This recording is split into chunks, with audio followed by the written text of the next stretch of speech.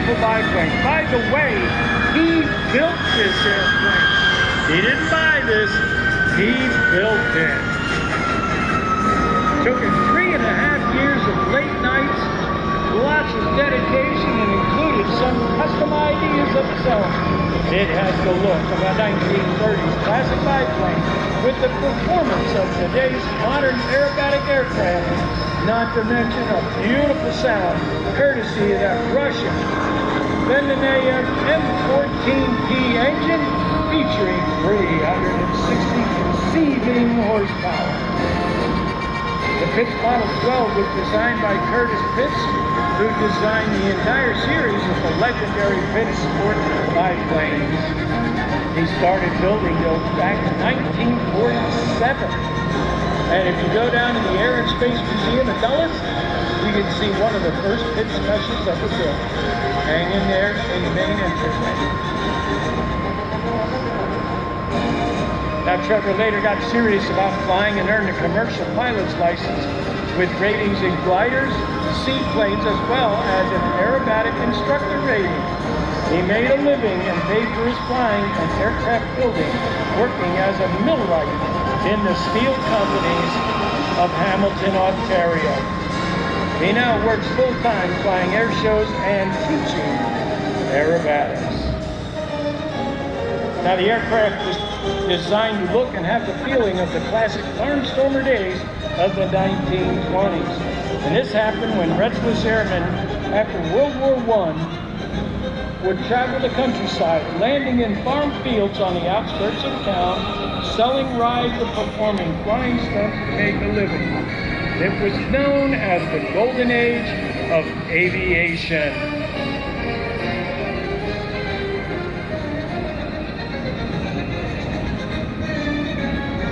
Now the engine, the M14P, powered everything from electric generators to helicopters in the Soviet Union, and its power-to-weight ratio made it desirable for sport aircraft builders here in North America and became readily available once the entire Soviet Union split up so many years ago.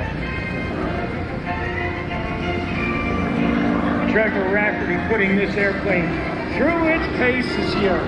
Remember, he built this airplane from scratch. As he goes over the classic barnstormer loop, look at that, he pushed out a little bit. He did a half Cuban 8 there. Now I'm guessing he may do the other half here. Keep your eyes on it. And there it is. This maneuver was invented back in 1933 by Len Tovey.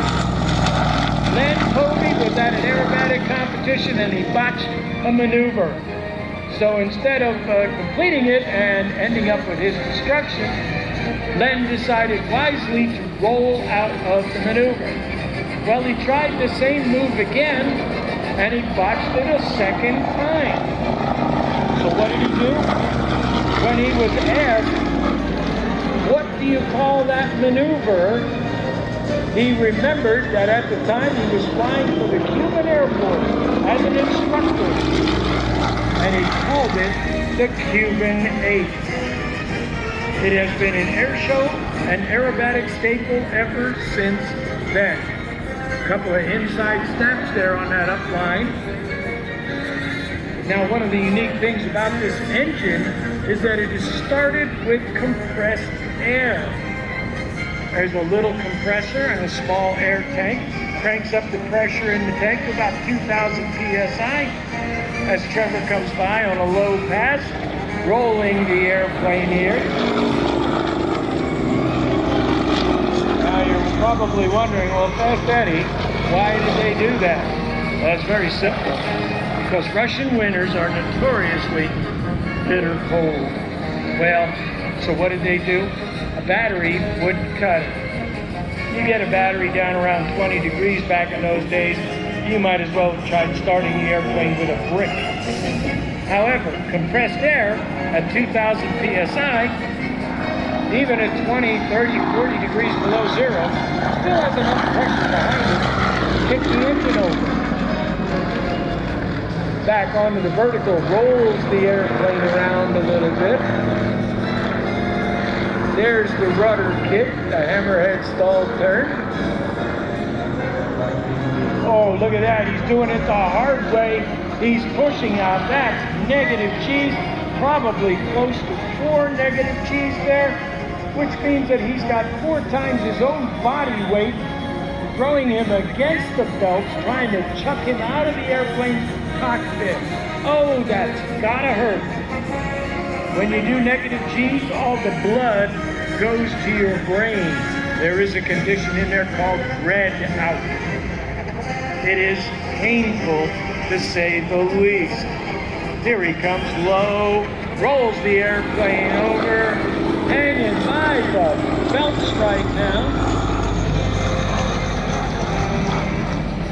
Oh, look at that, rolls it back upright again. I do believe he's having way too much fun with this airplane. Now you're also thinking, well, Fast Eddie, the airplane was designed so that it would be started by compressed air. What happens if you run out of compressed air? Well, you're not going to be able to hand prop the airplane, that's for sure. But fortunately, what you can do is you can plug the airplane into a scuba tank, and that's more than enough air to get it started. And here he is, low, slow, and sideways on a beautiful photo pack. Trevor Rafferty, the Pitts Model 12. Doesn't that look great? I love the paint job on this. It just screams golden age.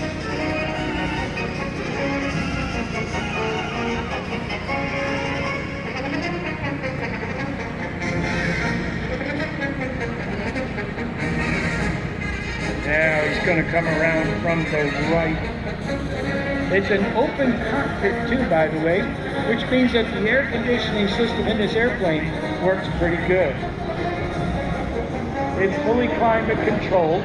It's hot outside, it's hot inside.